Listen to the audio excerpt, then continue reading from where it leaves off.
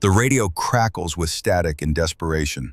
Base, this is Ranger 26. We are pinned down. Repeat, we are pinned down on the North Ridge with 4 critical casualties. Staff Sergeant Ryan Cole's voice cuts through the howling wind like broken glass. His hands are shaking, not from the cold, from what he's about to say next. Our medic is gone, buried in the avalanche. Frost is KIA. We need immediate dust-off, but we have no LZ, no cover, and the enemy is closing in from 3 sides. The transmission ends in a burst of gunfire and screaming wind. 48 hours earlier, none of this seemed possible. The fluorescent lights in the briefing room at Fort Richardson cast harsh shadows across the faces of 12 Army Rangers. Outside, the Alaskan winter presses against the windows like a living thing. It's November 2018, and the temperature hasn't climbed above 0 in 2 weeks. Staff Sergeant Ryan Cole stands at the front of the room, 42 years old, with 20 years of service etched into every line of his weathered face. He's seen combat in places most Americans can't find on a map: Iraq, Afghanistan, Syria. He's earned his authority the hard way, and every man in this room knows it. Every man except one person. Petty Officer First Class Emma Frost sits in the back row, barely visible behind the broad shoulders of the Rangers in front of her. She's 28 years old, 5'4", and weighs maybe 115 pounds soaking wet. Her uniform is crisp, her blonde hair pulled back in a regulation bun, and her face carries an expression that could be mistaken for serenity if you didn't look closely at her eyes. Her eyes are Arctic blue, the color of glacial ice. Cole clicks to the next slide. A satellite image of the Brooks Range fills the screen. Hundreds of miles of jagged peaks and frozen valleys stretching toward the Canadian border. Mission brief is simple, Cole says, his voice carrying the flat authority of a man who's done this 1,000 times. 3 civilian aid workers taken hostage by a militia group operating out of an old mining compound in the Brooks Range. Intel says the hostages are alive, but won't be for long. Weather window opens tomorrow at 0600 and closes in 48 hours. After that, a blizzard moves in that'll shut down the entire region for a week, maybe 2. He clicks again. The compound appears, a cluster of buildings clinging to the side of a mountain like a tumor. Insertion by helicopter at dusk. We move on foot through Devil's Spine Ridge, hit the compound at dawn, extract the hostages, and get out before the weather turns. Questions? A hand goes up. Sergeant Daniel Hayes, 38, built like a tank and twice as subtle. Sir, Devil's Spine? That's avalanche country. One wrong step and the whole ridge comes down. Noted, Cole says. That's why we're bringing a medic. Every head in the room turns to look at Emma. She doesn't flinch, doesn't smile, just meets their stares with those ice blue eyes and waits. Corporal Marcus Diaz, 31, Latino, the team's unofficial morale officer, mutters just loud enough for everyone to hear. Great, the weakest link gets to patch us up when the mountain tries to kill us. Someone laughs. Not Emma. Cole ignores it. Frost, you'll carry standard combat medical load plus cold weather trauma supplies. Stay with the rear element with Private Wright. If we take casualties, you move forward on my command. Clear? Clear, Sergeant, Emma says. Her voice is quiet, almost gentle, the kind of voice that gets mistaken for weakness. The briefing continues. Routes, rally points, communications protocols, emergency extraction procedures. Emma takes notes in a small green notebook, her handwriting precise and unhurried. When it's over, the Rangers file out in clusters, talking tactics and checking gear. Emma is the last to leave. Cole stops her at the door. Frost. She turns. Sergeant? He studies her for a moment, this small woman with the calm eyes and the too quiet voice. He's read her file, barely scraped through Ranger selection, slowest ruck march times in her class, no combat deployments. She requested assignment to the 75th Ranger Regiment Medical Detachment, And because the Army needs medics and Congress needs diversity statistics, here she is. This isn't a training exercise, he says. Men might die out there. If things go sideways, I need to know you can handle it. Emma meets his gaze without blinking. I can handle it, Sergeant. He wants to believe her. He really does. But 20 years of experience have taught him that wanting something doesn't make it true. See that you do, he says, and walks away. Emma stands alone in the empty briefing room for a moment, then opens her notebook to a blank page. At the top, she writes a single sentence in careful letters. They always underestimate me. Good. The memory comes without warning, the way memories of the dead always do. Emma is 12 years old, standing in 3 feet of snow outside a cabin in Fairbanks. Her father has been dead for 6 days. Bush pilot. His Cessna went down in a whiteout over the Tanana Valley. They found the wreckage. They didn't find much of him. Her mother, Catherine Frost, stands beside her holding a rifle. Not a hunting rifle, a precision instrument. A Remington 700 in .308 caliber. The kind of weapon you use when missing is not an option. Cold doesn't kill you, Emma, Catherine says. Her voice is hard, not cruel, just hard, the way iron is hard, necessary. Panic kills you. Fear kills you. Giving up kills you. The cold is just cold. You respect it, you prepare for it, and you survive it. Emma's hands are numb inside her gloves. The wind burns her face. She can barely feel her toes. Do you see the target? Catherine asks. 100 yards away, a paper silhouette stapled to a pine tree. Man-sized, center mass marked with a red circle. Yes, ma'am. The wind is gusting at 20 miles per hour from your left. The temperature is 15 below zero. Your hands are shaking. Your nose is running. You can barely see through the tears in your eyes. Catherine's voice is clinical, a teacher stating facts. This is when most people miss, when they're cold, when they're scared, when they want to be somewhere else. She hands Emma the rifle. Show me you're not most people. Emma takes the weapon. It's heavy, too heavy for a 12-year-old girl who just lost her father. But Catherine doesn't believe in waiting until you're ready. Catherine believes in being ready now. Emma settles into her stance, breathes, finds the rhythm her mother taught her. Breathe in, breathe out. Between heartbeats, between thoughts, there's a space where the world goes quiet. She squeezes the trigger. The rifle kicks. The bullet flies. 100 yards through wind and cold and grief. Center mass. Dead center. Catherine nods. Good. Now do it when you're scared. That was 16 years ago. Catherine is gone now too. Training accident, the Army said. Emma knows better. But knowing doesn't change anything. The rifle is long gone, but the lesson remains. When they give up on you, that's when you show them who you really are. The next morning arrives with the kind of cold that makes your teeth ache. Emma stands on the tarmac at Fort Richardson, watching the Rangers load gear into the Black Hawk helicopter. Her medical pack weighs 45 pounds. Field supplies, trauma kit, IV fluids, chest seals, tourniquets, morphine, everything she might need to keep someone alive when the world is trying its hardest to kill them. She's been a combat medic for 3 years, trained at Fort Sam Houston, top of her class in medical skills, bottom quartile in physical fitness. The instructors passed her anyway because the Army needs medics, and she knew her job even if she couldn't carry a wounded man on her back. The Rangers know this. They've seen her struggle through training exercises, seen her fall behind on ruck marches, seen her gasping for air while they barely break a sweat. What they haven't seen is what her mother taught her. The shooting, the tracking, the survival skills learned in the harshest wilderness in North America.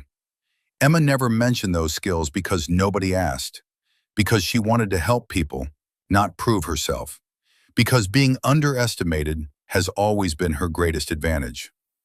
Private James Wright approaches. 22 years old, fresh face, nervous eyes. This is his first real mission. Senior Chief Frost, he says, Can I ask you something? It's petty officer, Emma corrects gently. And yes. Are you scared? Emma considers the question, looks at this kid who's barely old enough to buy beer, who's about to walk into a combat zone in sub-zero temperatures. She could lie, tell him everything will be fine. That's what officers do. But Emma doesn't lie. Yes, she says, I'm scared. Fear means you understand the stakes, means you're paying attention. She adjusts her medical pack. The trick is not letting fear make your decisions for you. Wright nods. Doesn't look reassured. Emma doesn't blame him.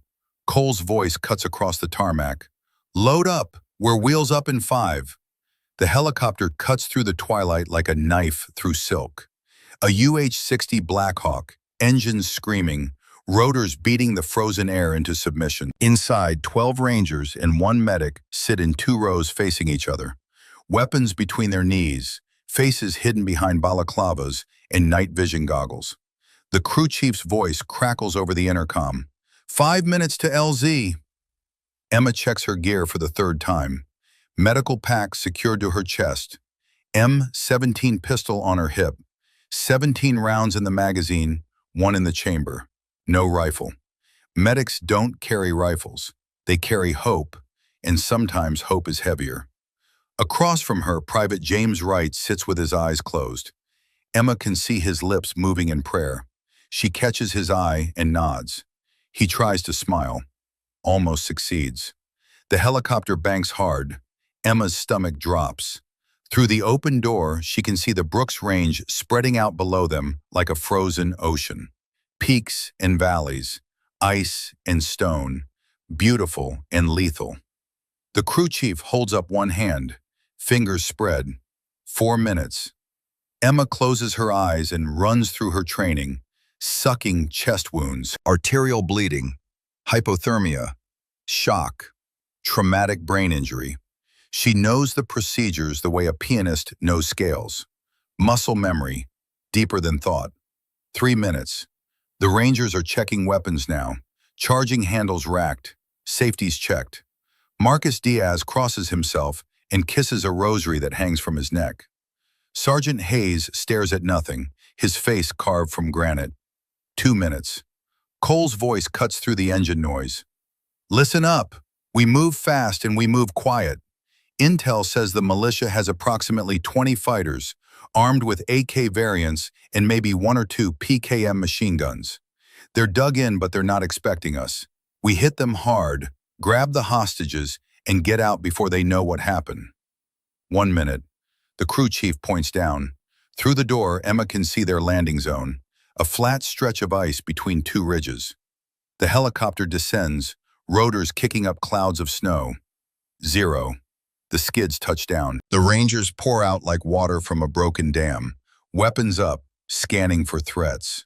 Emma is last out, weighed down by her medical pack. The rotor wash nearly knocks her over, but she keeps her feet.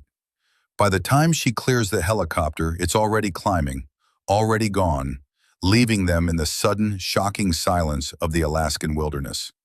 The temperature is 35 below 0. The wind is gusting at 40 miles per hour. Visibility is maybe 50 feet, and they have 47 miles to go. They move in single file through the darkness, following a ridgeline that winds like a scar across the face of the mountain. Cole takes point. Hayes brings up the rear. Emma is second to last, just ahead of Private Wright. The kid is limping. Emma noticed it 10 minutes into the march. A slight hitch in his stride, favoring his left leg. She moves up beside him. Right, she says quietly. Let me see. I'm fine, ma'am. That wasn't a question. He stops. The Rangers ahead keep moving, putting distance between them. Emma kneels in the snow and runs her hands down his left leg. When she touches his ankle, he hisses in pain. Sprain, she says. Probably twisted it on the helicopter landing. I can walk. I know. Can you run? Silence. Emma pulls a compression wrap from her pack and binds his ankle tight. Not too tight, she needs to maintain circulation, just tight enough to provide support. Her hands work with practiced efficiency, even through thick gloves.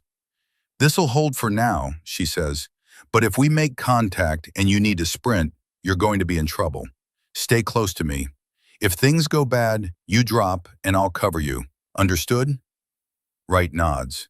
He looks like he wants to say something else, but Cole's voice cuts through the darkness. "Frost, what's the holdup?" Emma keys her radio. "Wright has a minor ankle injury. Treating now. We'll catch up in 2 minutes." A pause. Then, "Can he walk?" "Yes, Sergeant." "Then move your ass. We're on a timeline." Emma finishes the rap, helps Wright to his feet. They start moving again, but the rest of the team is already out of sight around a bend in the ridge. From somewhere ahead, she hears Marcus Diaz's voice, not bothering to whisper. "Great. The kid's hurt and the weakest link is playing nurse. This is gonna be a shit show." Someone laughs. Emma doesn't. They catch up 3 minutes later. Cole glares at her but says nothing. The march continues. 2 hours pass. The temperature drops another 5 degrees. Emma's face feels like frozen leather behind her balaclava. Her fingers are going numb despite the expedition weight gloves. But she keeps moving, one foot in front of the other, because that's what you do. You keep moving until you can't anymore, and then you keep moving anyway. The ridgeline narrows. On their left, a steep slope rises into the darkness. On their right, nothing. Just a drop that goes down and down and down into blackness, so complete it feels like falling just to look at it. This is Devil's Spine. Emma studies the slope as they move. She spent her whole life in Alaska. Grew up in Fairbanks, 60 miles from here. Her mother taught her how to read terrain, the way other mothers teach their daughters to read books. The angle of the slope, the wind direction, the way snow clings to rock, the sound it makes when you step on it, the smell of ice that's about to break. She sees something that makes her blood go cold. A cornice, a massive overhang of snow jutting out from the ridge above them like a frozen wave, held in place by nothing but luck and physics. It's unstable. Emma can tell by the way the wind has carved it, by the cracks forming at its base, by the way moonlight catches the stress fractures running through the ice like veins. She's seen cornices like this before, seen what happens when they let go, seen the avalanche debris fields that stretch for miles, grinding everything in their path to powder. She keys her radio.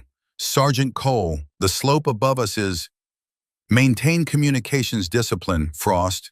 His voice is sharp, annoyed. "We're in hostile territory. Radio silence unless it's an emergency." Emma releases the transmit button, looks up at the cornice, thinks about arguing, about explaining that an avalanche is an emergency even if it hasn't happened yet. Decides against it. They never listen, not until it's too late. The team keeps moving. 20 yards, 50. The cornice looms above them, a guillotine blade of ice and snow waiting for an excuse to fall. Emma watches it, watches the way the wind tugs at it, watches the cracks spreading. She's maybe 100 yards past it when she hears the sound.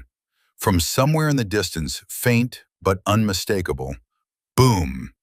Not close, maybe 2 miles away, but in the mountains sound carries. Sound echoes. Sound travels through rock and ice and finds its way into snow that's been waiting for a reason to move. "What was that?" someone asks. "Militia," Cole says. "Probably mining operations or demolitions training. Doesn't matter. We keep—" The world ends in white. The cornice breaks free with a sound like God tearing paper. 10,000 tons of snow and ice cascading down the slope in a roaring wave of destruction that devours everything in its path. Emma sees it coming, has maybe 2 seconds to react. She grabs Private Wright by his harness and throws him forward with every ounce of strength she has, away from the path of the slide. He stumbles, catches himself, turns back. "Run!" Emma screams. But the avalanche is faster than running, faster than thought, faster than prayer. It hits her like a freight train made of frozen concrete. The world tumbles. Up becomes down. Light becomes dark. Sound becomes silence. except for the roar that fills everything, that is everything, that crushes thought and breath and hope into nothing. Emma tries to swim, tries to fight her way to the surface the way her mother taught her. Keep your arms moving, create an air pocket, don't panic. But there is no surface. There is only pressure and cold and the absolute certainty that she is going to die. She slams into something, a rock, a tree, doesn't matter. The impact drives the air from her lungs, and she tries to breathe and fills her mouth with snow instead. It tastes like death, like the end of everything. Panic claws at her mind with frozen fingers. Her lungs are screaming. Her vision is going dark. She's going to die here, buried alive, alone, and nobody will ever know what happened to her. Panic kills you. Her mother's voice, cold and clear and impossibly calm. The cold is just cold. You respect it, you prepare for it, and you survive it. Emma forces herself to go still, stop fighting, conserves her oxygen. The avalanche is slowing now, the snow packing tight around her like a coffin made of ice, like a burial shroud that weighs 10,000 pounds. Then it stops. Silence, darkness, complete and absolute. Emma is buried under 10 feet of snow, maybe more. She can't move her arms, can't move her legs, can't see, can't breathe. The snow has packed so tight around her face that she can't even open her mouth. Above her, muffled and distant like voices in a dream, she hears shouting. Casualties! Diaz is hit! Novak is bleeding! Hayes is down! That's Cole, his voice high and tight with something that might be fear or might be command. Hard to tell through 10 feet of ice and the roaring silence in Emma's ears. Frost! Another voice, Hayes, desperate. Frost, do you copy? Emma tries to answer, tries to key her radio, but her arms are pinned and her radio might be broken anyway, and opening her mouth just fills it with more snow. She gags, coughs, uses up precious oxygen that she doesn't have to spare. Sir, we have to dig her out. Hayes again, pleading now. Where is she? Cole's voice, still in command but fraying at the edges. I don't know. Somewhere under all this. The avalanche was 100 feet wide. Footsteps above her, crunching snow, moving fast, frantic. Then Cole's voice again, closer now, maybe right above her, maybe miles away, hard to tell. Frost, Emma, can you hear me? She tries to scream, opens her mouth, snow fills it, she's choking, drowning on frozen water. This is how she dies. Sir, a different voice, panicked, young.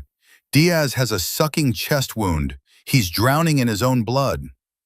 Novak's got arterial bleeding from his leg.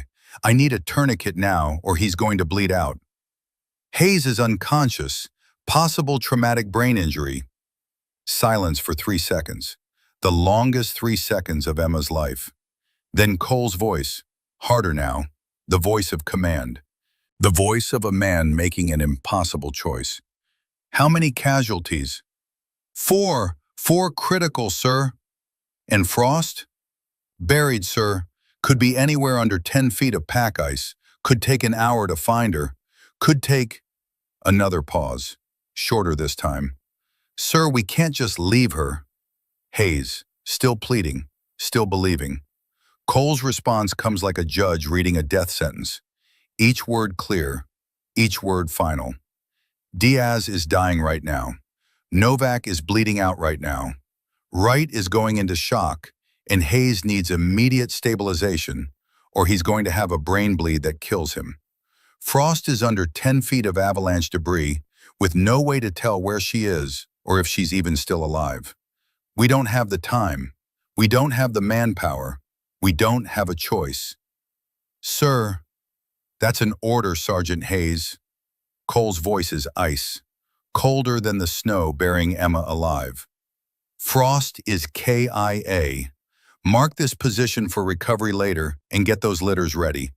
We move in 2 minutes. She could be alive down there. then she's already dead because we can't reach her in time. A pause. When Cole speaks again, his voice is softer, sadder, but no less final. I'm sorry, but 4 men I can save are worth more than 1 I can't. That's the math. That's command. Now move. Footsteps, moving away. Emma hears it all, every word, every syllable, every death sentence wrapped in tactical necessity. They're leaving her, her team, her responsibility, the people she was supposed to keep alive, the people who were supposed to keep her alive. They're walking away and leaving her to die alone in the dark.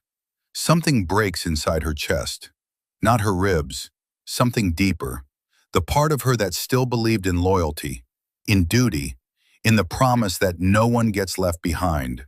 The promise they make to each other. The promise that turns soldiers into brothers and makes units into families. They lied. Or maybe they didn't lie. Maybe they just meant it for each other. For the real Rangers, not for the small woman with the quiet voice who barely made it through selection. Not for the medic who couldn't carry her share. Not for Emma Frost, who was always going to be expendable. She could give up now. Let the cold take her. Let the darkness win. It would be easy. Easier than digging. Easier than fighting. Easier than living with what they just did. Easier than surviving just to see the faces of people who left her for dead. But Catherine Frost didn't raise a quitter. Catherine Frost raised a survivor. Emma can't move her arms, so she moves her fingers. An inch at a time. The snow is packed tight, but it's still just frozen water. Still just molecules that can be moved if you're patient enough, if you're desperate enough. She can't breathe, so she holds what little breath she has left, conserves it, makes it last. Her mother taught her that too. Breath control, the difference between living and dying underwater. And snow is just frozen water after all. She can't see, so she feels. Maps the space around her head. Finds the tiny gap between her face and the snow. Maybe an inch, maybe less. An air pocket created by the curve of her balaclava. Enough for maybe 30 seconds of breath, maybe less. Her right hand breaks free, just the fingertips at first, then the whole hand. She digs, claws at the snow above her face. Her lungs are screaming. Her vision is going dark at the edges, black spots blooming like flowers in the darkness. She has maybe 30 seconds of consciousness left. 20 seconds. She digs faster, both hands now, pulling snow down past her face, packing it beneath her body, creating a tiny air pocket around her head. It's not much, just enough to get one breath, one more second of life. 10 seconds. Her left hand punches through the surface. She feels wind, cold air, the touch of something that isn't death.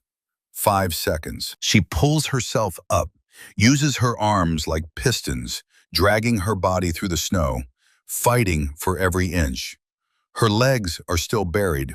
Her medical pack catches on something. She rips it free, keeps climbing. Her face breaks the surface.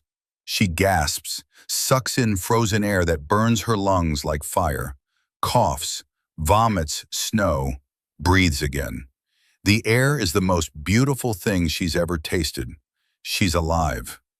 Emma pulls herself completely free and collapses on top of the avalanche debris, shaking, gasping, tears freezing on her face before they can fall. Around her, the mountain is silent. The team is gone.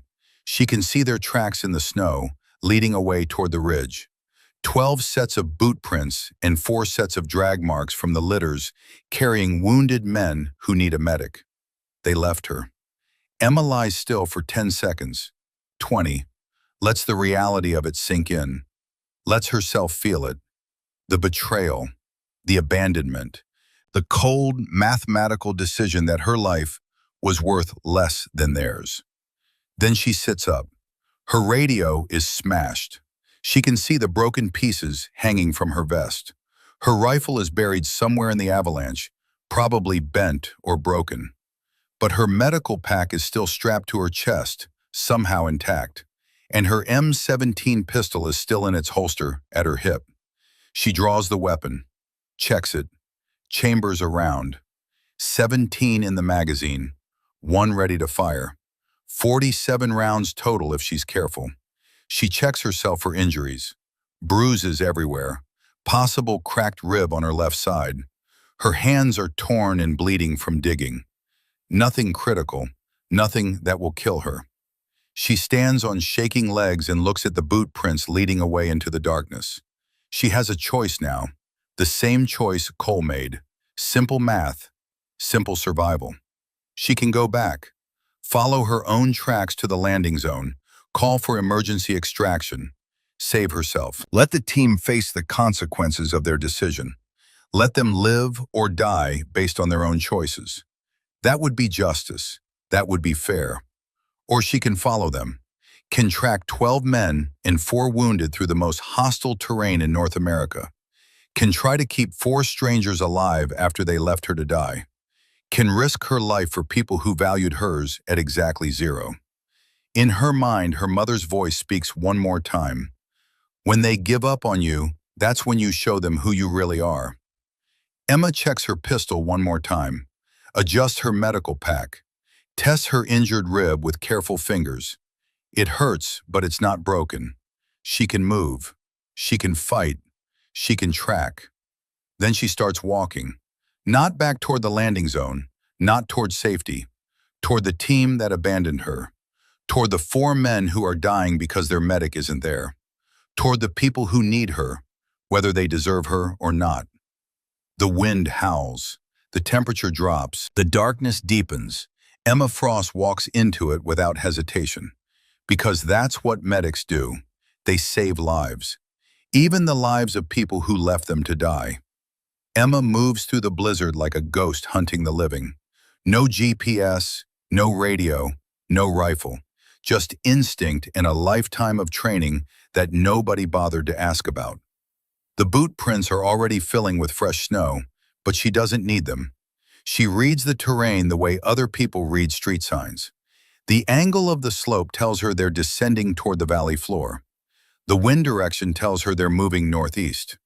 The way snow drifts against certain rocks tells her exactly where a 12-man team carrying 4 litters would choose to walk.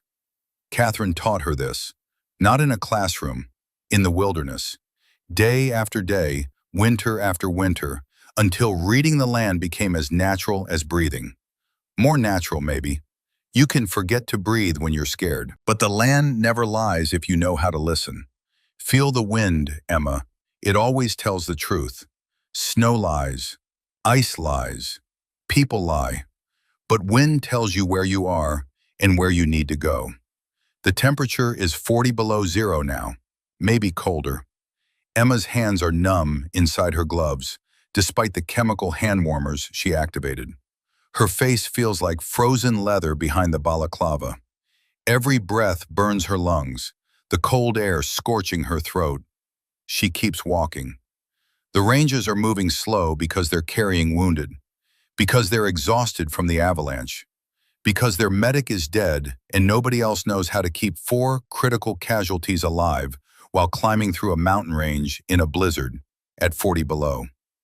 Emma is moving fast because she's small, and she's alone, and she's angry. Anger is fuel. Anger keeps you warm when nothing else will. 20 minutes pass. 30. The tracks are getting fresher. She's gaining on them. The wind is picking up, visibility dropping to maybe 30 feet. Good. The worse the weather, the better her chances of approaching unseen.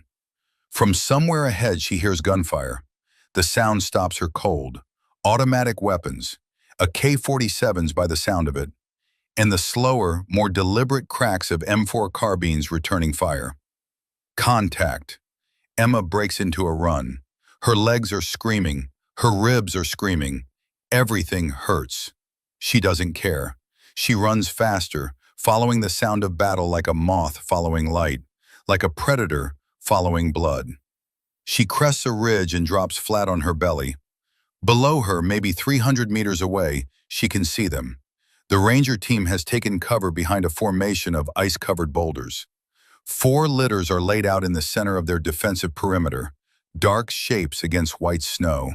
4 men not moving. Around them, Cole and 3 other Rangers are returning fire at an enemy force that has them surrounded on 3 sides. Emma counts the muzzle flashes. 12, maybe 15. Militia fighters with AK-47s moving through the snow like wolves circling wounded prey. They're not rushing, they're being patient, letting the Rangers burn through ammunition, waiting for the inevitable moment when the magazines run dry. The Rangers are losing. Emma can tell by the way they're shooting. Controlled bursts at first, the way they were trained, but now longer, more desperate volleys. They're running low on ammunition, running out of options, running out of time. And without a medic, the 4 men on those litters are going to die, even if the team wins this fight. Emma studies the battlefield with clinical precision. The militia has the high ground on 2 sides, using natural rock formations for cover. The Rangers are pinned in a natural bowl with a cliff face behind them and nowhere to retreat. Classic kill box, textbook ambush, the kind of thing they teach at Ranger School so you learn how to avoid it. She looks at the wounded. Even from 300 meters away, she can see the blood. Dark stains spreading across the snow around the litters like ink on paper. Diaz, Novak, Wright, Hayes, dying because she isn't there. Dying because Cole decided she wasn't worth saving. Emma's jaw tightens. She scans the enemy positions and sees him, a militia fighter on the eastern cliff, maybe 80 meters from the Ranger position. He's setting up behind a boulder, taking his time, lining up a shot with what looks like an SVD sniper rifle. From his position and angle, from the way he's aiming, Emma knows exactly what he's targeting. Staff Sergeant Ryan Cole. The man who left her to die is about to die himself. The man who made the choice. The man who said 4 lives were worth more than 1. About to learn that sometimes the math changes. Emma could let it happen. Could watch him take a bullet to the skull and call it justice. Call it karma. Call it what he deserves for leaving her buried in the snow. Instead, she draws her M17 pistol, 80 meters, with a pistol, in a blizzard, shooting uphill at a moving target through wind that's gusting at 30 miles per hour. Impossible. Catherine's voice whispers in her memory, impossible just means nobody's tried hard enough yet. Emma settles into a prone position, uses her medical pack as a rest, breathes out slowly, watching her breath fog in the frozen air. She knows her pistol, knows how it shoots, knows that at this range the bullet will drop maybe 15 inches, knows the wind will push it another 8 inches to the right. She knows all of this because her mother made her practice, made her shoot in conditions exactly like this, made her calculate and compensate and hit targets that shouldn't be hittable. The sniper is moving slowly, setting up his shot, not rushing, professional. Emma compensates for wind, compensates for drop, leads the target. Between heartbeats, there's a space where the world goes quiet. She squeezes the trigger. The M17 kicks against her palm. The bullet flies, 80 meters through wind and cold and snow and impossible odds. It hits the militia fighter's rifle right where the scope meets the receiver. The scope explodes in a shower of glass and metal. The fighter jerks back, his shot going wild, the rifle spinning out of his hands. He scrambles for cover, shouting in confusion, probably wondering what the hell just happened. Below, Ryan Cole flinches as a bullet whips past his head 6 inches to the right instead of through his brain. He spins, trying to locate the shooter who just missed him. Can't find him. The militia fighter is already gone, retreating behind the cliff face, probably trying to figure out why his rifle just exploded. Cole's voice cuts through the gunfire. Second shooter! Where the hell did that come from? The other Rangers scan the ridgeline, looking for whoever just saved their team leader's life, looking everywhere except where Emma actually is. They don't see her. She's already moving. She slides down the backside of the ridge and circles left, using the terrain to stay hidden. The militia fighters are focused on the Rangers now, distracted by the destroyed rifle and the mystery of what happened. wondering if they're facing a larger force than they thought.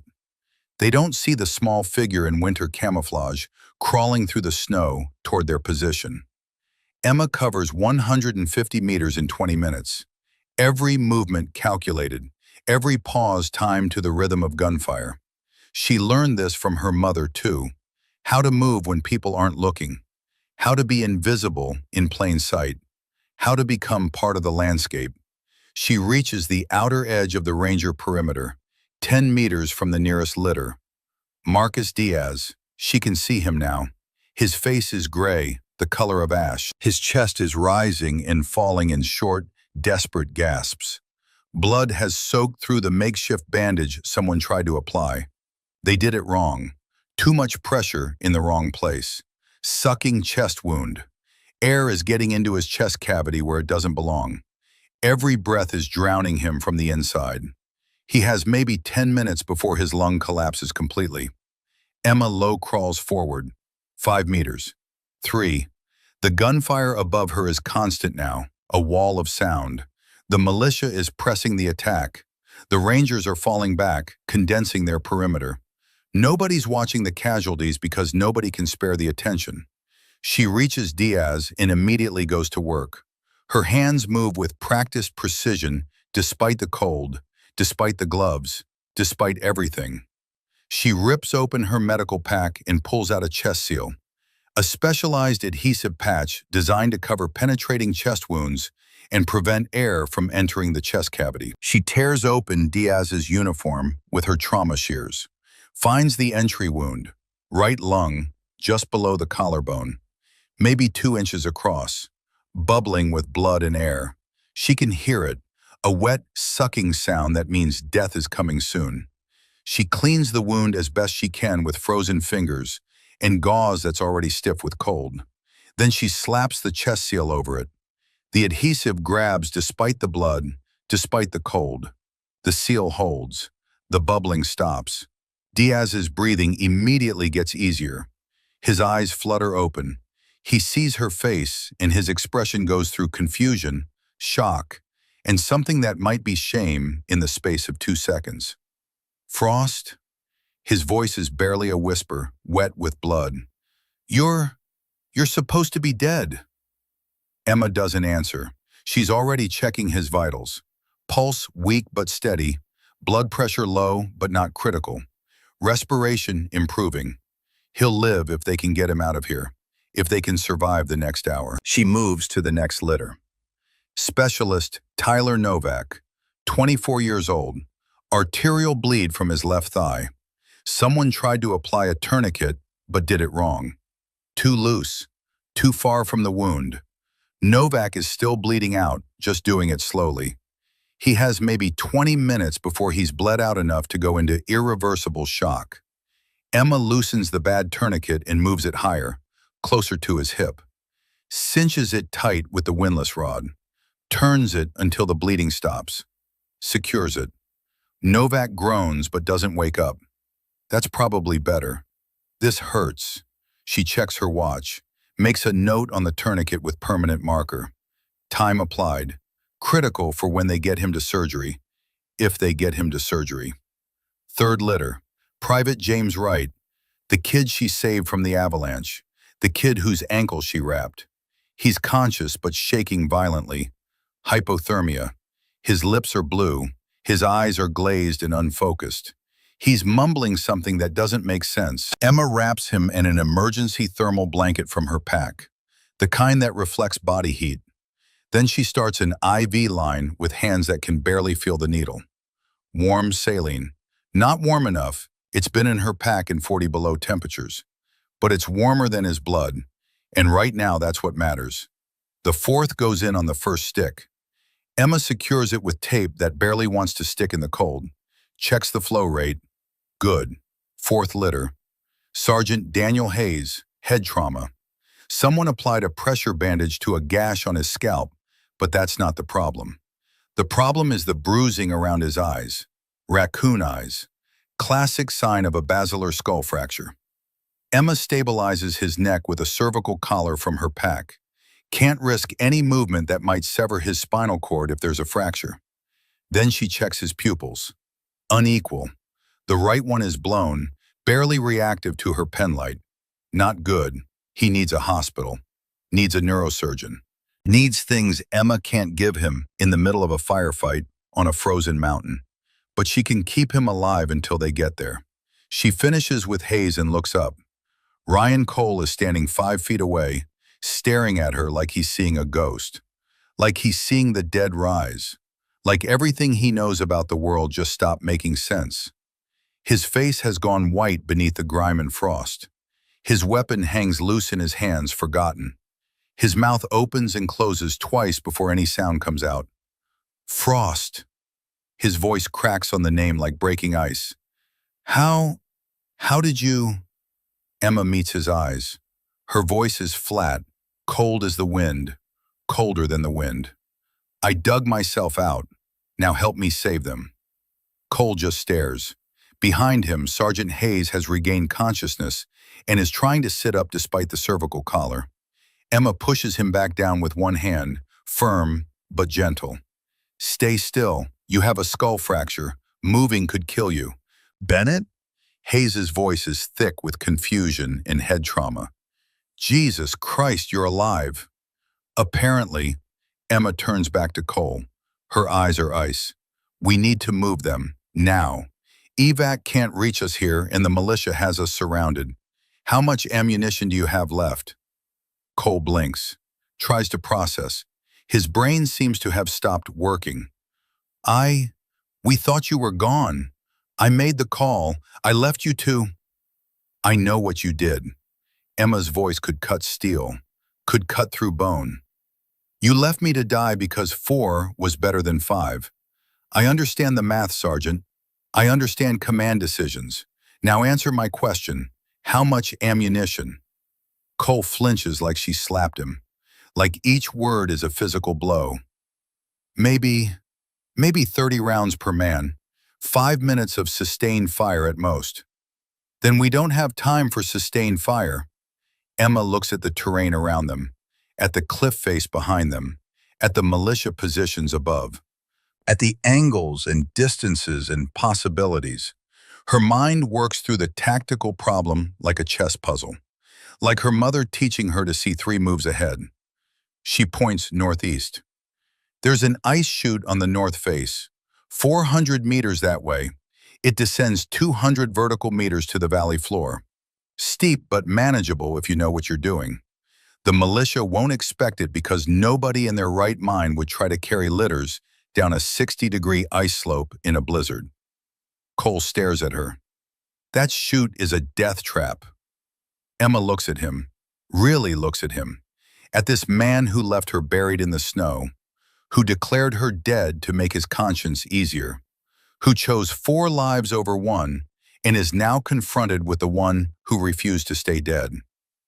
So was leaving me behind, she says quietly, but I'm still here. The words hang in the air between them like frost, like accusation, like truth. Cole looks at the 4 men on the litters, looks at Emma, looks at his remaining 3 able-bodied rangers who are running out of ammunition and options and time. He makes his choice. We follow Frost, he announces. His voice carries across the perimeter, cutting through the gunfire. 2 men per litter. Frost leads navigation. I cover rear. Move on my mark. The rangers stare at him, then at Emma, this small woman who's supposed to be dead, who they left behind, who somehow found them anyway. Nobody argues. Emma organizes them with quiet efficiency. No wasted words, no wasted motion. Hayes and another ranger take Diaz. 2 more take Novak. The wounded ranger who took a round during the ambush pairs with someone else for right. Cole and the last man carry Hayes. We move fast, Emma says. Use the blizzard as cover. They can't see more than 20 meters in this. We'll be gone before they realize it. And if they follow us into the chute? Cole asks. Emma's hand rests on the grip of her M17. Then they'll regret it. They move out. Emma leads, picking a path through the ice and rock that somehow exists exactly where she needs it to. Like she can see through the blizzard. Like she knows this mountain the way she knows her own heartbeat. Behind her, the Rangers follow, carrying their wounded like pallbearers carrying coffins. Except these men aren't dead yet. Not while Emma Frost is still breathing. The militia is still firing, but they're shooting at shadows now, at positions the Rangers abandoned 30 seconds ago. By the time they realize their targets are gone, the team is 200 meters away and descending into the ice chute. The chute is everything Emma promised. Steep, treacherous, absolutely insane to attempt with 4 litter patients in a blizzard at 40 below with limited visibility. They attempt it anyway. Emma goes first, testing each foothold before committing her weight. The ice is hard as concrete and slick as glass. Friction doesn't exist here. One wrong step means a 200-meter slide to the rocks below. A slide that ends in death. She doesn't take any wrong steps. Behind her, the Rangers follow her exact path, step for step, foothold for foothold, trusting this woman they left for dead because she's the only one who seems to know where the hell she's going, because she's the only one keeping them alive. The wind howls through the chute like a living thing trying to tear them loose. Snow swirls in vortexes that steal breath and sight. Visibility drops to 10 feet, 5 feet. Emma navigates by feel, by memory, by instinct she can't explain even to herself. The mountain speaks if you know how to listen. Feel the angle of the slope. Feel where the ice is solid. Feel where it's about to break. They're 50 meters down when disaster strikes. A section of ice gives way beneath a litter carrying Marcus Diaz. The 2 Rangers holding it lose their footing simultaneously. The litter starts sliding toward the edge of the chute, toward a 100-meter drop, toward certain death. Emma sees it happening in slow motion, the litter picking up speed, the Rangers scrambling for purchase, finding nothing. Diaz, unconscious and helpless, sliding toward oblivion. She doesn't think. Thinking takes time they don't have. She just moves. She launches herself down the slope, sliding on her side, using her body as a brake and her medical pack as an anchor. Her hands find the litter frame just as it reaches the edge of the drop. Her fingers close on metal and nylon. She holds on. The weight yanks her forward. Her boots slide on ice. 50 feet from the drop. 40. Emma digs her heels into the ice. Her gloves start to tear. She can feel skin ripping, feel blood starting to flow. The litter keeps pulling her forward. Gravity is stronger than grip. Physics doesn't care about determination. 30 feet. She screams with effort. Pure animal rage at the mountain for trying to take another one. At the cold for trying to kill them. At the universe for making her fight this hard just to keep breathing. Just to keep others breathing. 20 feet. A hand grabs her harness from behind. Ryan Cole. He's abandoned his own litter and is pulling her back with everything he has. With strength born of desperation or guilt, or both. 15 feet. 2 more Rangers join, all of them hauling backward against the weight of the litter and gravity and death itself. Their boots slip. They dig in, slip again, hold. 10 feet, they stop sliding. 5 feet from the edge, they stop. For a moment, nobody moves, nobody breathes. They just hang there on the ice, holding on, refusing to let go, refusing to let another one die. Then, slowly, inch by impossible inch, they pull Diaz back from the edge. When it's over, Emma's hands are bleeding inside her shredded gloves. She can feel the wetness, feel the burn. Cole is gasping like he just ran a marathon. The other Rangers look like they've aged 10 years in 10 seconds. Emma stands up on shaking legs, checks Diaz, still unconscious, still breathing, chest seal still in place. IV still running. He's alive. She looks at Cole. We keep moving. Cole looks at her hands, at the blood dripping onto the ice, steaming in the cold. Frost, you're injured. Let me... We keep moving, Sergeant. Emma, that's not my name to you. Her voice is ice and fire. Absolute zero and the heart of a furnace. You left me to die, Cole. You don't get to use my first name. You don't get to care about my hands. You don't get to pretend we're friends or comrades or anything except what we are. She pauses. You get to follow my orders and help me keep your men alive. That's it. That's all you get. Cole's face crumbles, like something inside him just broke beyond repair. I know what I did, and I'll carry it for the rest of my life. But right now, please, let me help you. Emma stares at him, at this man who made an impossible choice and got it wrong, who saved 4 lives by sacrificing one, except the one refused to be sacrificed, who's now learning what it costs to be wrong about who's expendable. You want to help? She asks. Her voice is quiet now. Dangerous. Pick up your litter and follow me. She turns and continues down the chute. Cole picks up his litter and follows. They don't speak again. They reach the bottom 40 minutes later. Every one of them is shaking from exhaustion and cold in adrenaline crash. But they're alive, all of them, against odds that should have killed them 3 times over. Emma immediately checks her patients, adjusts IVs, checks bandages, monitors vitals. She works with mechanical precision, ignoring her bleeding hands, ignoring the pain in her ribs, ignoring everything except the 4 men who need her. Diaz, stable, breathing easier, color improving. Novak, tourniquet holding, no further bleeding, still unconscious but pulse is strong. Right, core temperature rising, shivering has decreased, good sign. Hayes, still unconscious, pupils still unequal. Needs a neurosurgeon but stable enough to transport. When she's satisfied they're as stable as she can make them, Emma allows herself 30 seconds to rest, 30 seconds to close her eyes and just breathe. That's when the militia attacks again. 6 fighters burst from an ice cave 50 meters away. They must have circled around during the chute descent, must have known there was only one way down and waited in ambush. It's the perfect trap. The Rangers are scattered, exhausted, low on ammunition, carrying wounded. They're in the worst possible position to defend themselves. The militia opens fire.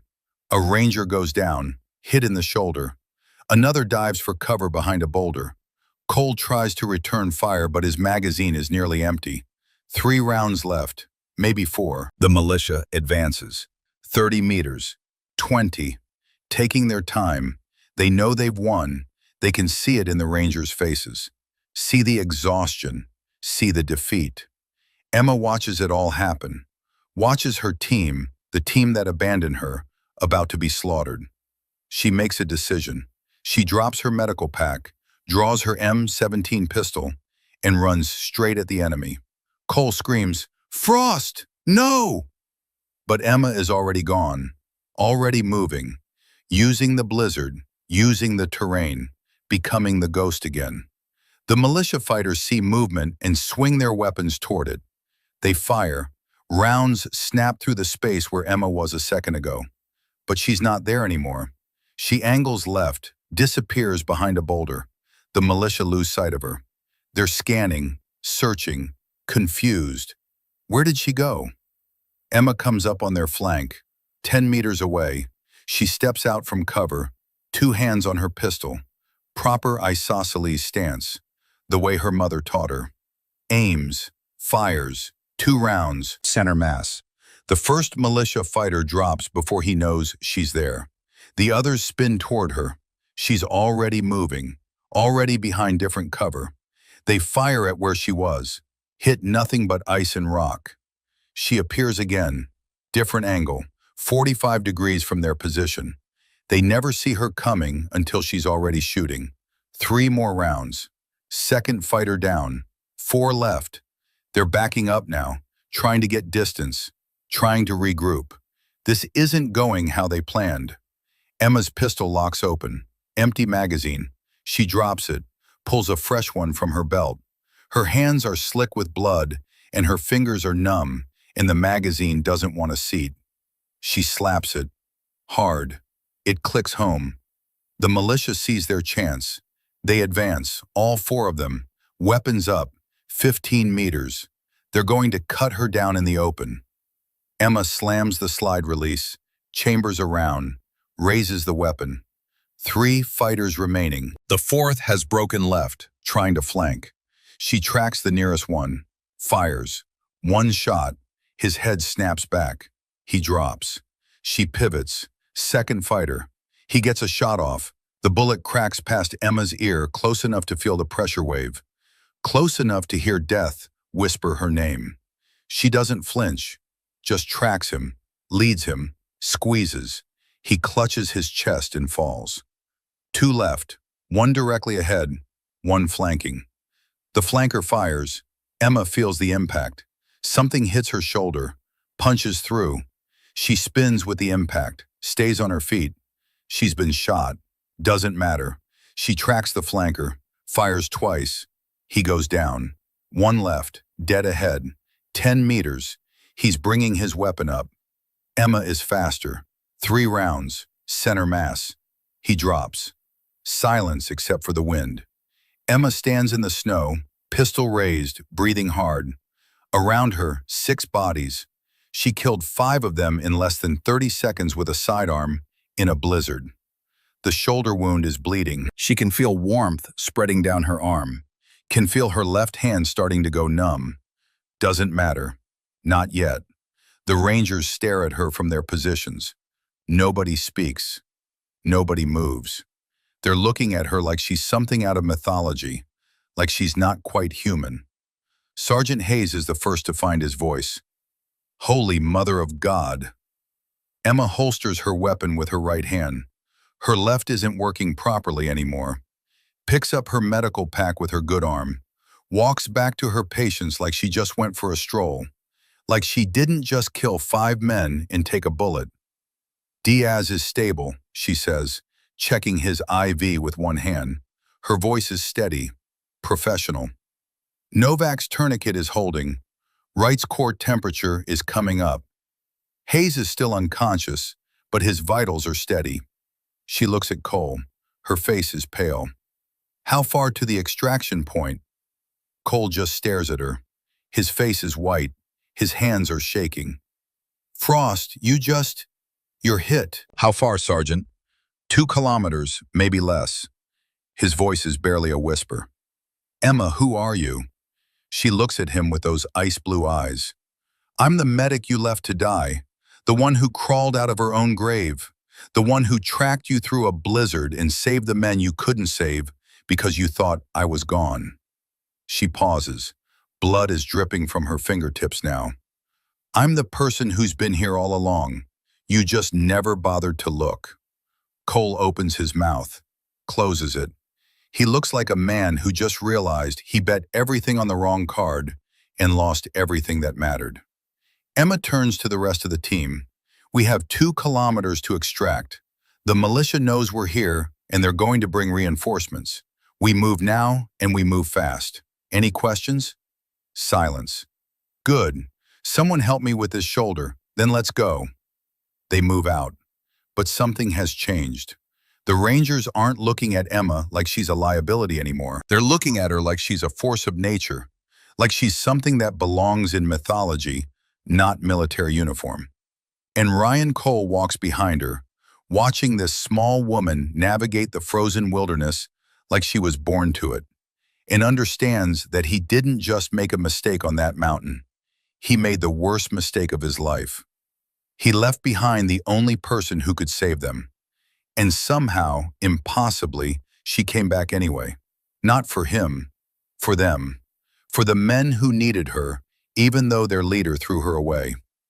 The blizzard howls, the mountain groans, and somewhere ahead the extraction point waits. But first, they have 2 more kilometers of hell to walk through, with Emma Frost leading the way. The woman they buried, the woman who refused to stay dead, the woman who is saving them whether they deserve it or not. The extraction point is a flat stretch of frozen lake 2 kilometers northeast of their position. Emma knows this because she studied the mission maps while everyone else assumed she'd be useless.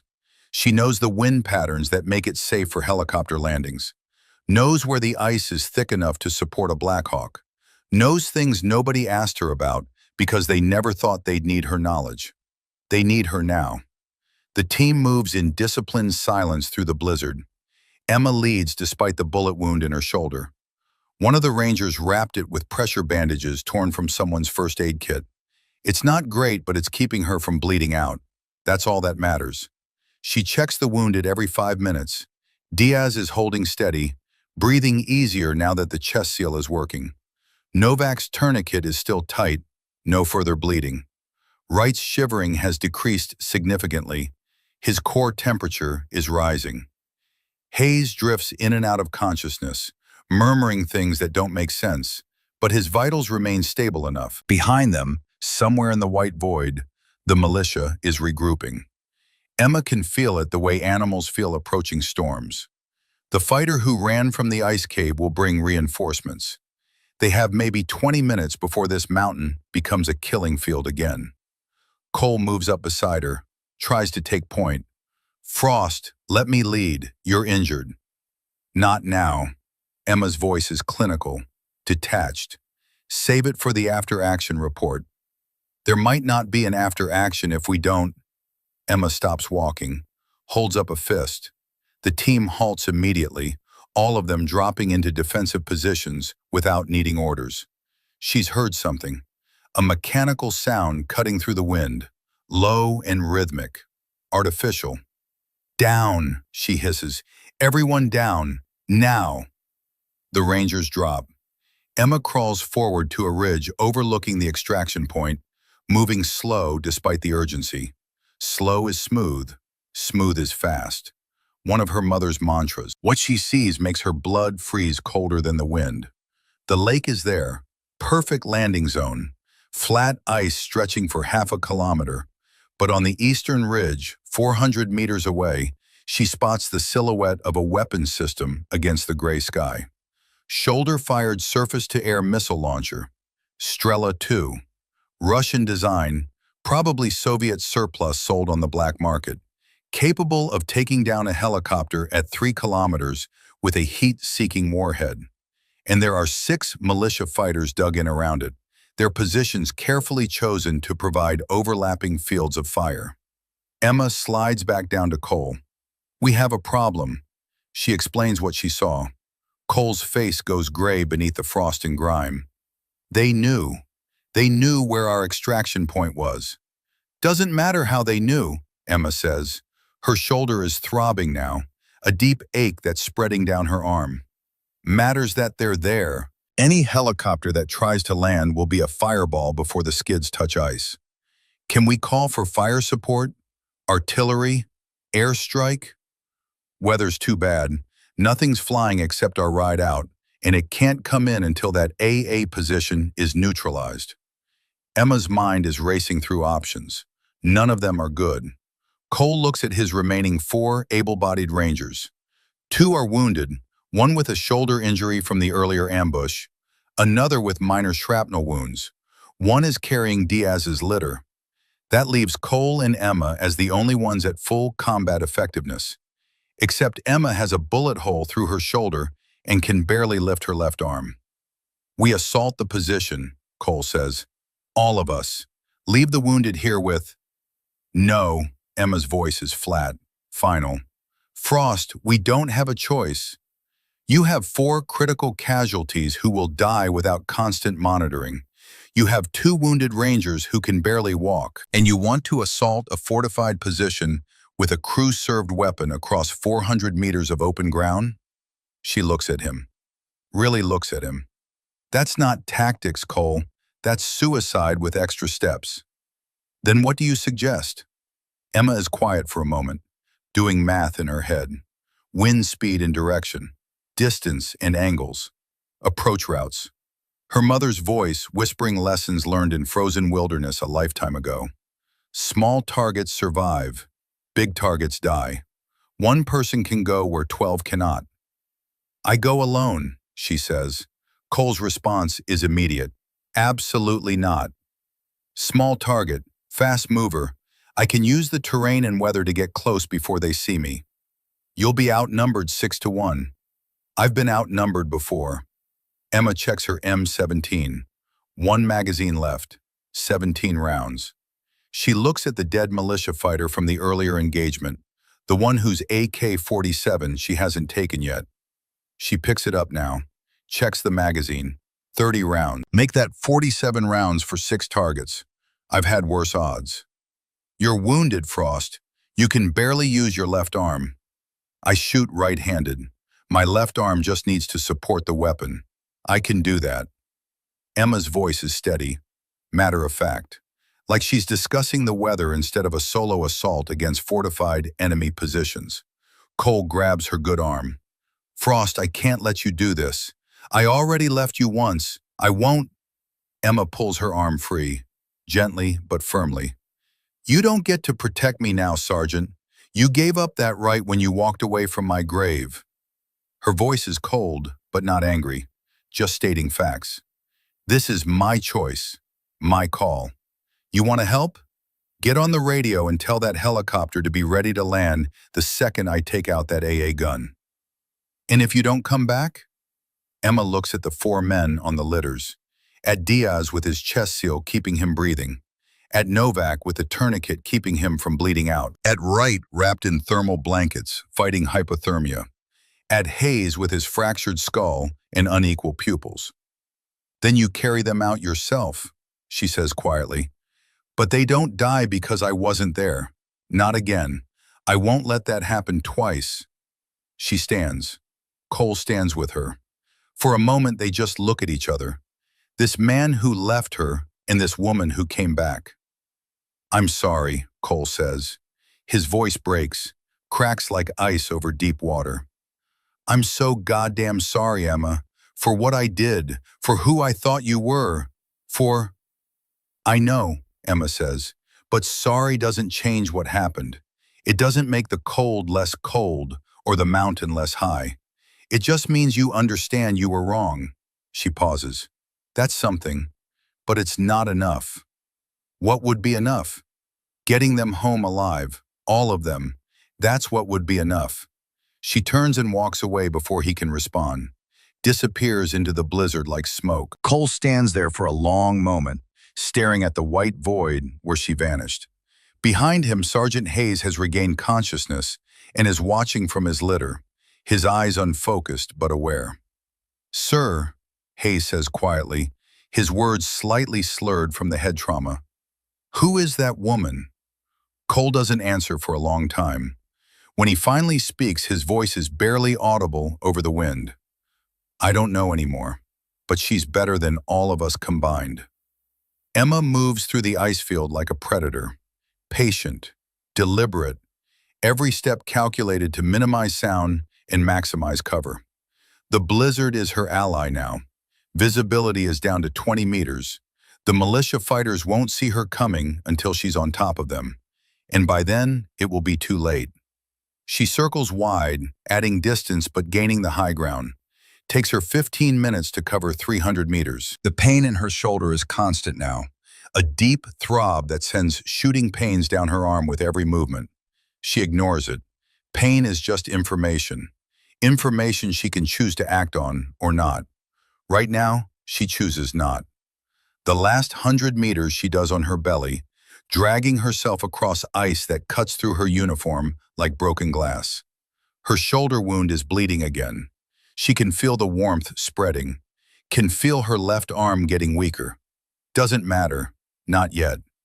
At 80 meters, she stops and observes. 6 fighters, like she thought. The AA gun is set up on a tripod with 2 men manning it, 1 gunner, 1 loader. The other 4 are spread out in a defensive perimeter at roughly 90-degree intervals, scanning for threats with practiced discipline. They're professionals, not militia in the sense of farmers with rifles.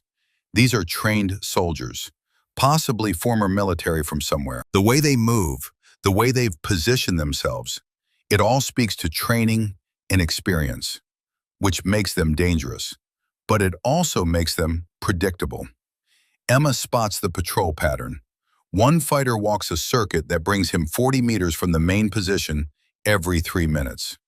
When he's isolated, she'll have a 30-second window before someone notices he's missing. She waits. Patience is a weapon, sometimes the best weapon. 3 minutes pass. The fighter begins his circuit. Emma tracks him with her eyes, timing her breathing to his footsteps, watching his pattern.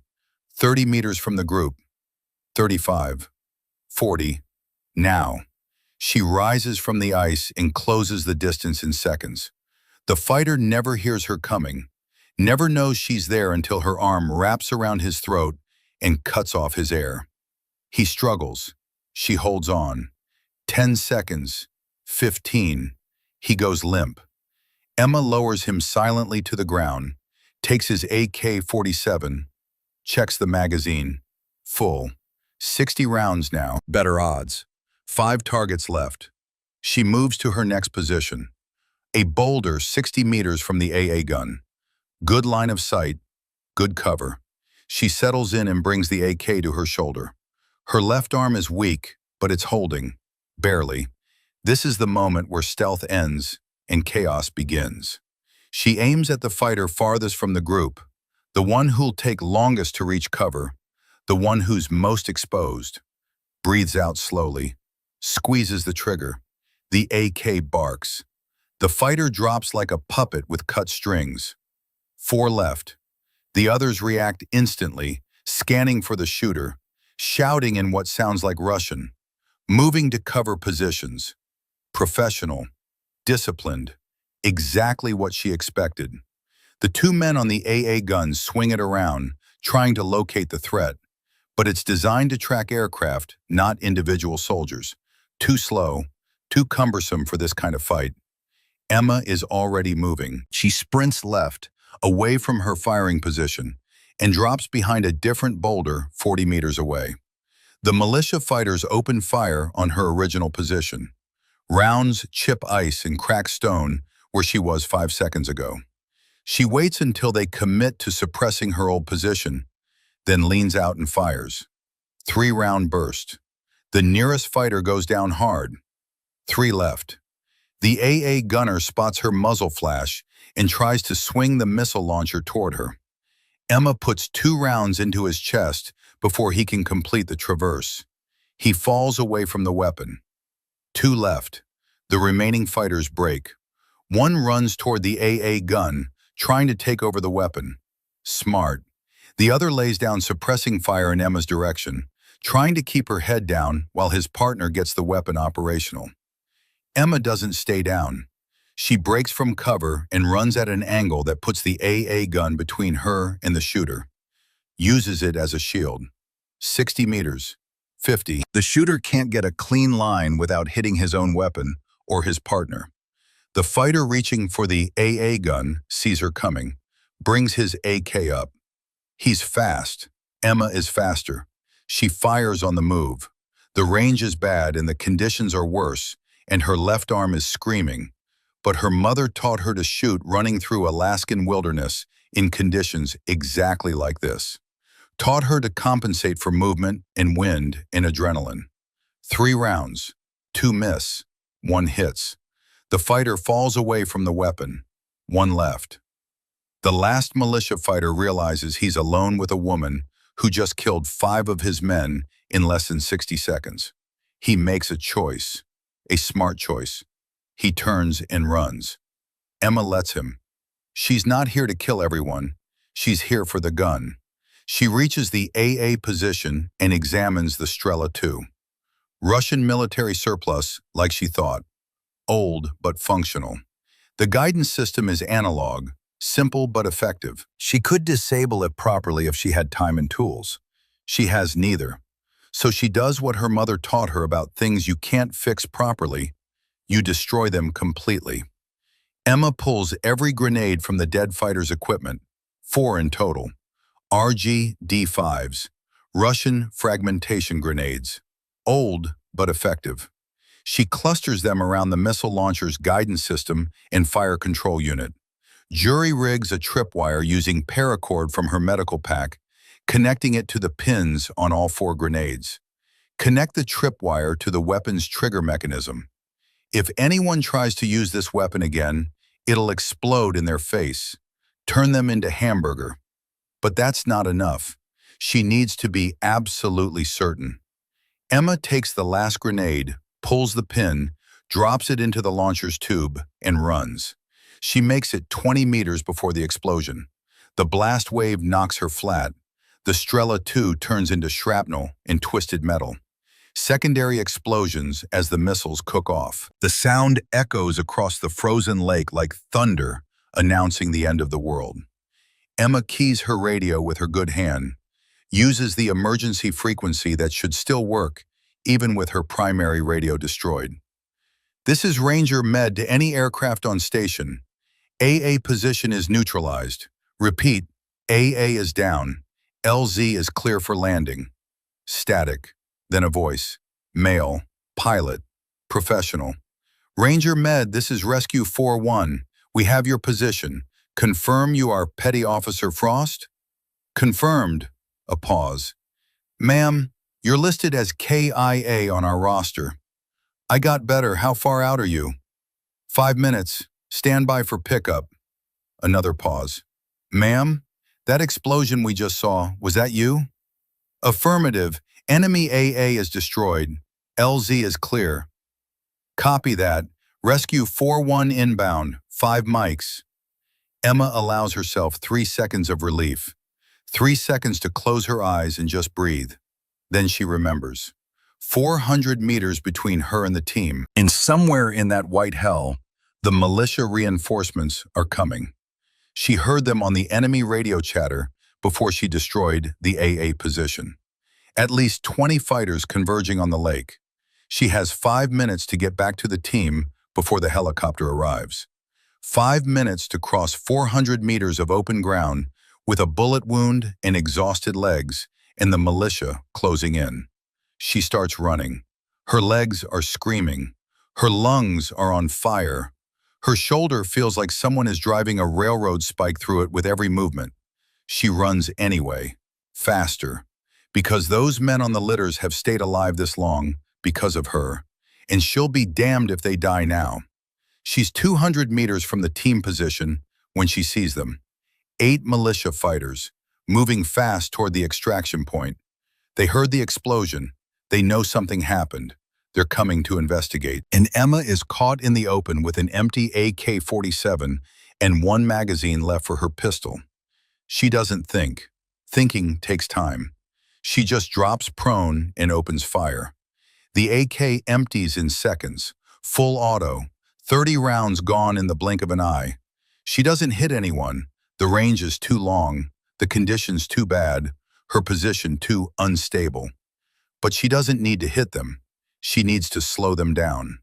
The militia fighters scatter, diving for cover.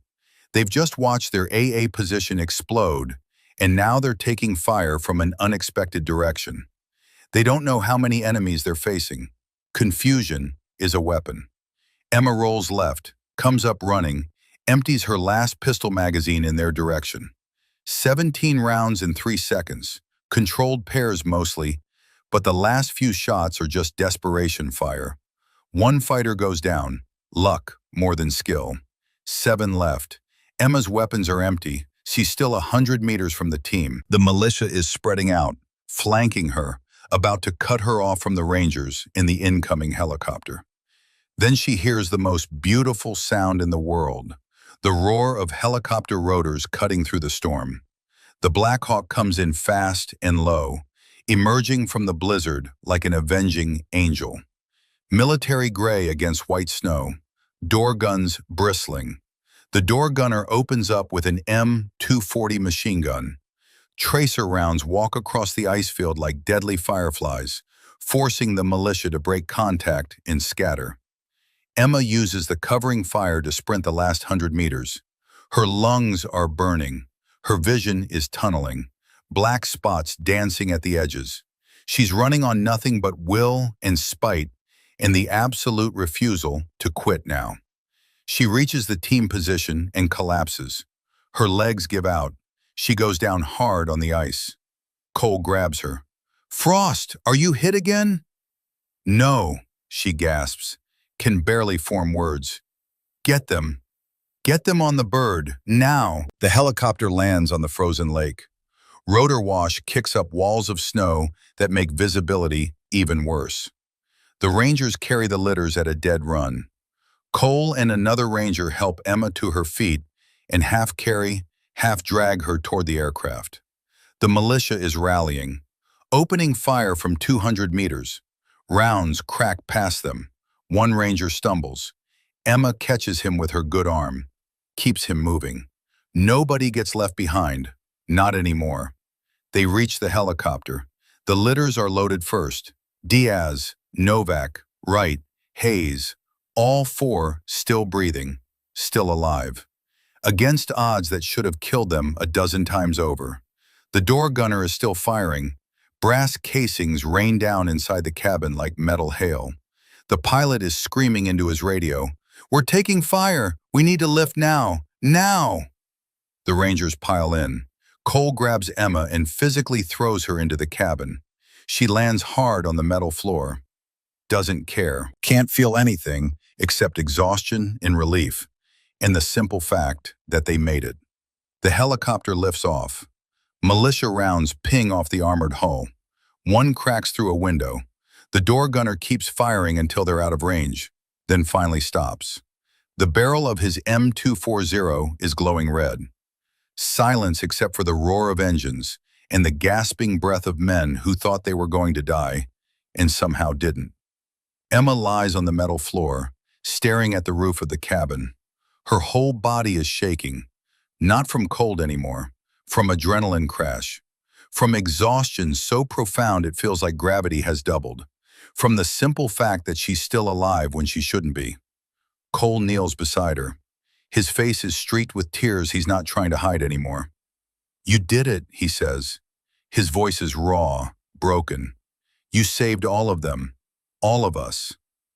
Emma turns her head slowly and looks at the four litters, at the helicopter medics now working on her patients. Professional military medical personnel with better equipment than she had, better training than she got. But they're looking at her work, the chest seals, the tourniquets, the IVs, all applied perfectly under impossible conditions, and their expressions are pure professional respect. One medic, a staff sergeant with 20 years of patches on his flight suit, looks up and catches Emma's eye. "Ma'am, whoever did this field medicine is a goddamn miracle worker." Cole speaks quietly.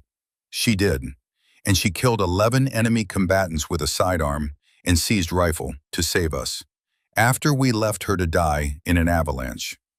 The medic stares at Emma, really looks at her, at this small woman with the ice blue eyes and the quiet voice who somehow did the impossible. "You did what?" Emma doesn't answer. She just closes her eyes and lets herself float, lets the darkness take her. Not death, just sleep. The kind of sleep that comes when you've pushed yourself past every limit and somehow survived anyway. The helicopter flies on toward Fort Richardson, toward warmth, toward safety, toward the questions that will come later. But right now, Emma sleeps and dreams of snow. 3 days later, Emma wakes up in a hospital bed at Fort Richardson. Her hands are bandaged properly now, white gauze and proper medical tape instead of torn gloves in desperation. Her ribs are wrapped. Someone put 17 stitches in a laceration on her scalp she doesn't remember getting. The shoulder wound, a through and through that somehow missed every major artery, has been cleaned and dressed and is already starting to heal. She's young, she's strong, she'll recover, physically anyway. The room is private, quiet. A window shows gray Alaskan sky and falling snow, the same snow that tried to kill her, the same snow that buried her alive. It looks peaceful from here, almost beautiful. The door opens. A doctor enters. Army, colonel's rank. She's in her 50s with kind eyes and no-nonsense demeanor. "Petty Officer Frost," the doctor says. "I'm Colonel Martinez. I've been overseeing your recovery." "The others?" Emma's voice is hoarse from intubation. They must have put her under for surgery. "The casualties from the mission?" "All stable. Corporal Diaz and Specialist Novak are in ICU, but expected to make full recovery. Private Wright is already out of bed and asking about you. Sergeant Hayes is still unconscious, but his vitals are strong. The neurosurgeon is optimistic." Martinez smiles slightly. The trauma surgeon who worked on Diaz said whoever did the field medicine on that chest wound saved his life. Said it was the best combat casualty care he's seen in 30 years of military medicine. Emma nods, doesn't smile, doesn't feel triumph, just relief. They lived, that's all that matters. When can I go back to duty? That's not up to me. There's an investigation. Army CID wants to talk to you. So does your chain of command. Martinez pauses, watches Emma's face carefully. There's also someone here who's been waiting to see you since you came out of surgery.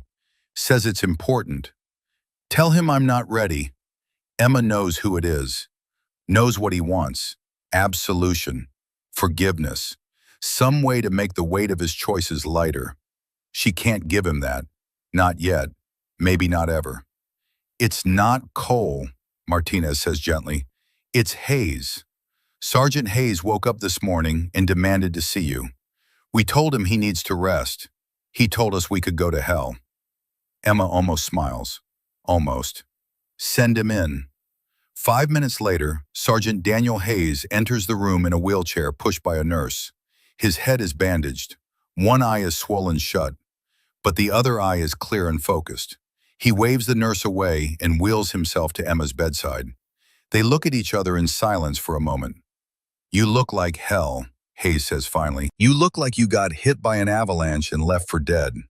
Hayes laughs, then stops because it hurts. About that, I need you to know something, Frost. When Cole gave the order to leave you, I argued. Told him we couldn't just abandon you, that we had to at least try. I heard, Emma says quietly. I heard everything from under the snow. Hayes closes his good eye.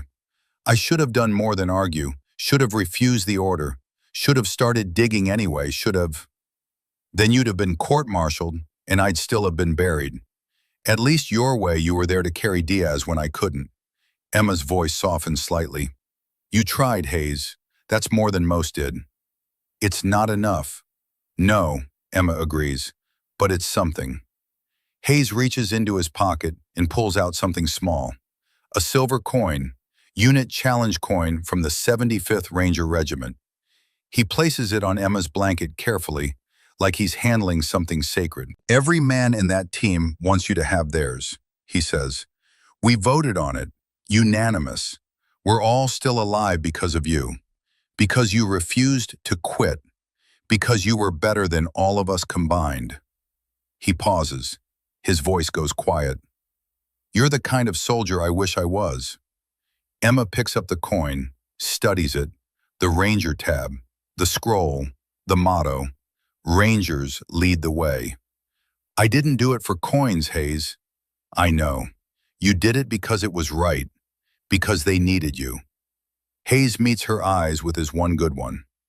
Cole's a broken man, you know, can barely sleep, keeps seeing you buried in that snow, keeps hearing himself say you were KIA. I've known him for 15 years, never seen him like this. Good, Emma says coldly. He should see it, he should hear it, every day for the rest of his life. He's recommending you for the Silver Star and requesting a formal reprimand for himself. Wants it in his permanent record. Wants everyone to know what he did. Emma is silent for a long moment. What do you think happens now? I think there'll be an investigation. Board of Inquiry. They'll ask questions. Cole will tell the truth. He's too broken to lie anymore. You'll tell the truth. And then people way above our pay grade will decide what it all means. Hayes leans forward slightly. But whatever they decide, everyone who was on that mountain knows what really happened. You were thrown away, declared dead, left to die alone. And you came back anyway, saved every single one of us. I'm not a hero, Hayes. No, he agrees. You're something better. You're someone who does what's right even when nobody's watching. Even when nobody deserves it. Even when it would be easier to walk away. He turns his wheelchair toward the door. Stops. Looks back. For what it's worth, I'm sorry. I'm sorry we left you. I'm sorry I didn't fight harder. And I'm grateful, so goddamn grateful, that you're strong enough to come back anyway. I haven't forgiven anyone, Emma says quietly. Hayes nods slowly. Haven't you? You came back. You saved us. If that's not forgiveness, what is it? It's duty, Emma says. Nothing more. Hayes considers this. Maybe, or maybe you're a better person than the rest of us, and you can't see it because you're too busy being what we need instead of what you deserve. He wheels toward the door. Get some rest, Senior Chief. We still need you. I'm not Senior Chief yet. You will be. After this, they'd be idiots not to promote you. He pauses at the door. And Emma, thank you for being who you are, for doing what you did, for being better than we deserved. He leaves. Emma stares at the challenge coin for a long time. Then she puts it in her bedside drawer and closes her eyes. Sleep doesn't come. It never does anymore. Not without seeing snow, not without feeling cold, not without hearing Cole's voice declaring her dead. The formal hearing takes place 2 weeks later. Emma sits at a table in dress uniform, her hands still bandaged, her shoulder still healing. Across from her, a panel of 3 officers, a colonel, a brigadier general, a full-bird captain who handles JAG matters. They've already heard testimony from Hayes, from the other Rangers, from the helicopter pilot, from the trauma surgeons who saved 4 lives because someone did everything right in impossible conditions, from the door gunner who watched Emma sprint through enemy fire to reach the helicopter. Now it's Cole's turn. Staff Sergeant Ryan Cole stands at attention in dress uniform and tells them everything. The avalanche, the casualties, the impossible choice, the decision to leave Emma behind, the math that said 4 lives were worth more than 1. He tells them the truth, all of it. I made a tactical assessment, he says.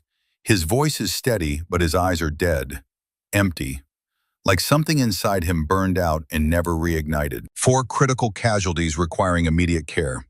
1 medic buried under estimated 10 feet of avalanche debris with minimal chance of survival. Limited time, limited manpower, enemy presence, worsening weather conditions. He pauses. I chose to save the 4 I could reach instead of the 1 I couldn't. I declared Petty Officer Frost KIA and ordered the team to move out. The general leans forward. And then what happened, Sergeant? Then Petty Officer Frost proved me wrong in every way possible, sir. Cole's voice finally cracks. Just slightly, just enough to show the human underneath the professional soldier.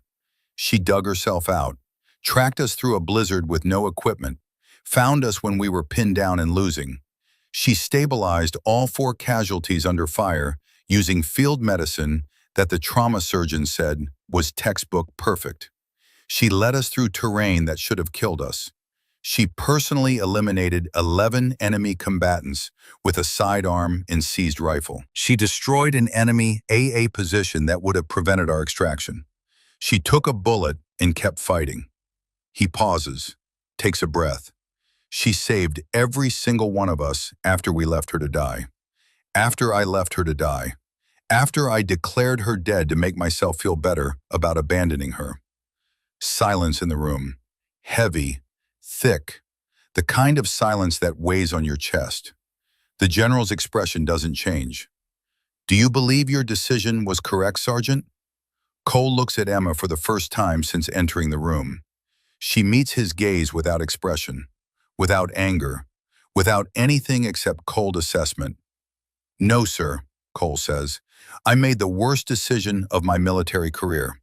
I gave up on one of my people. I declared her dead without confirmation. I abandoned her because digging would have taken time, and I told myself I didn't have time. But the truth is I gave up too fast because it was easier to leave 1 than to try to save 5. He turns back to the panel. I request a formal reprimand be entered into my service record. I request Petty Officer Frost be recommended for the Silver Star.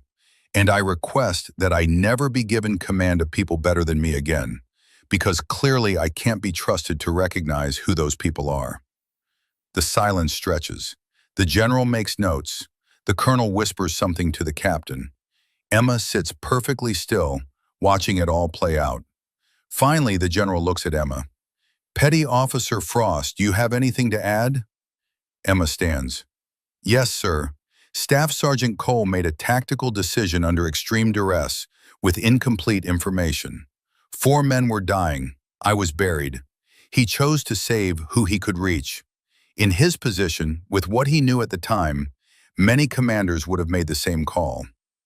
Cole stares at her like she's speaking a foreign language. However, Emma continues, her voice hardening like ice forming on water, he didn't even try to dig me out, didn't search, didn't confirm I was dead. He made his choice in under 3 minutes because making it slower would have hurt more. That's not tactics, sir. That's cowardice dressed up in command decisions. Cole flinches like she shot him. But, Emma says softer now, he also followed my orders when I came back. Trusted me when he had no reason to. Helped me save people when he could have let his ego get in the way. So yes, he failed. Badly. And yes, he owned it. What you do with that is above my pay grade, sir. I just know that every man on those litters is alive, and that's what matters to me. The general nods slowly. Dismissed, both of you. We'll render our decision within 48 hours. They're almost to the door when the general speaks again. Petty Officer Frost? One more question. Emma turns. Why did you come back? After being abandoned, buried alive, you could have walked away, saved yourself, headed to the extraction point alone, and left them to face the consequences of their choice. Why risk your life for people who left you to die? Emma thinks about her mother, about Catherine Frost teaching her to survive, teaching her to be strong, about the last lesson her mother ever taught her, though neither of them knew it at the time. Strength isn't about never falling. It's about getting up when everyone else stays down. It's about doing what's right even when it costs you everything. Because they needed me, sir, Emma says simply, and because I'm not the kind of person who leaves people behind, even when they leave me. The general studies her for a long moment, then nods once. Dismissed. The decision comes 48 hours later. Staff Sergeant Ryan Cole receives a formal letter of reprimand. It will remain in his service record permanently. His chances of promotion are effectively ended. His career will plateau here. He'll never make Sergeant First Class, never make Master Sergeant. This is as high as he goes. He accepts it without protest, signs the documentation without reading it. He knows what he did, knows what he deserves. The punishment is almost a relief. Petty Officer First Class Emma Frost is promoted to Senior Chief Petty Officer and awarded the Silver Star for conspicuous gallantry under fire. The citation reads, after being abandoned and buried alive during an avalanche, Senior Chief Frost self-recovered, navigated hostile terrain without equipment or support, located her team under enemy fire, provided life-saving medical care to 4 critically wounded personnel, eliminated 11 enemy combatants while wounded, and single-handedly destroyed an enemy air defense position, enabling successful evacuation of all personnel. Her actions exemplify the highest traditions of military service and the Navy Medical Corps. The ceremony is held 3 weeks later. Full battalion formation, dress uniforms, cameras from military public affairs. This is the kind of story the Army loves. Heroism, sacrifice, against all odds survival. They just don't talk about the part where they left her to die. Emma stands at attention in her dress blues, while a 3-star general pins the Silver Star on her chest.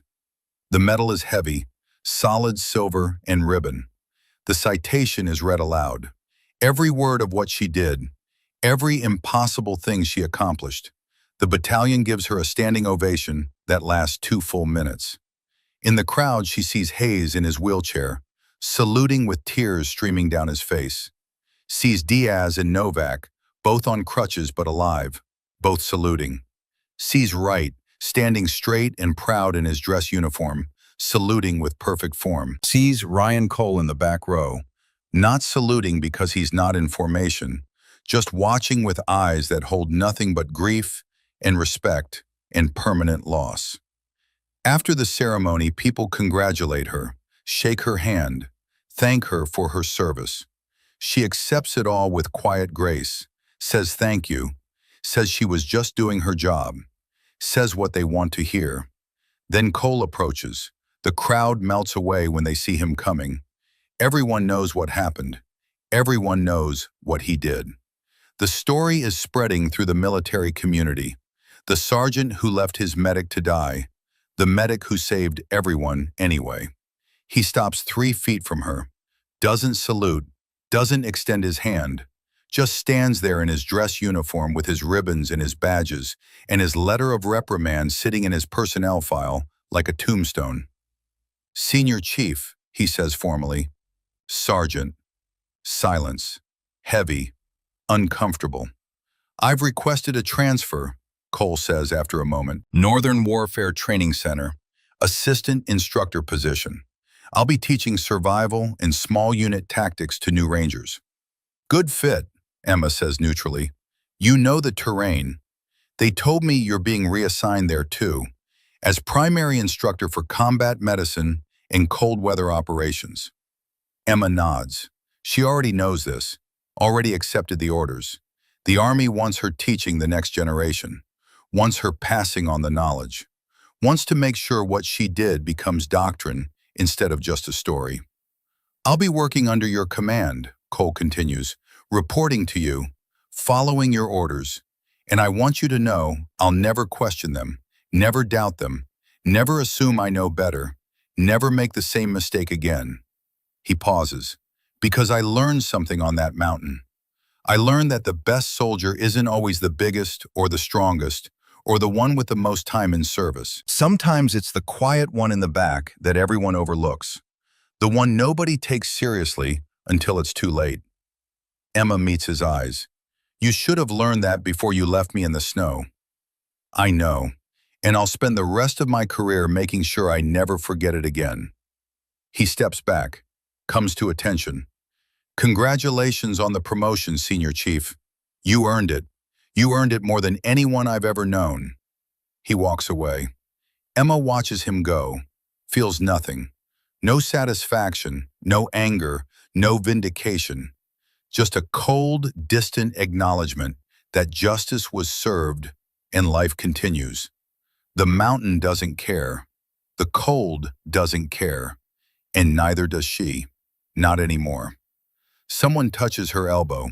A young woman, early 20s, private first-class rank, small build, nervous eyes. "Senior Chief Frost," the woman says. "I'm PFC Rachel Chen. I'm assigned to your next training course at NWTC." Emma looks at her, really looks at her, sees herself at that age, small, underestimated, quiet, trying to prove herself in a world that doesn't want to see her. "What's your specialty, Private?" "Combat medic, ma'am. Just graduated from Fort Sam Houston." Rachel's voice trembles slightly. "I barely made it through selection. I'm the slowest in my class. Everyone says I don't belong, that I'm too small, too weak, too—" "Let me stop you there," Emma says quietly. "Do you want to be a medic?" "Yes, ma'am, more than anything." "Why?" Rachel thinks about it. "Because people need help, and I want to be the one who helps them, even when it's hard, especially when it's hard." Emma studies this young woman, this private who reminds her so much of who she used to be, before the avalanche, before the mountain, before everything changed. She reaches into her pocket and pulls out the challenge coin Hayes gave her. The Ranger coin, the one that represents everything she survived. She places it in Rachel's hand. "Strength isn't what they think it is," Emma says. "It's not about being the fastest or the biggest or the strongest.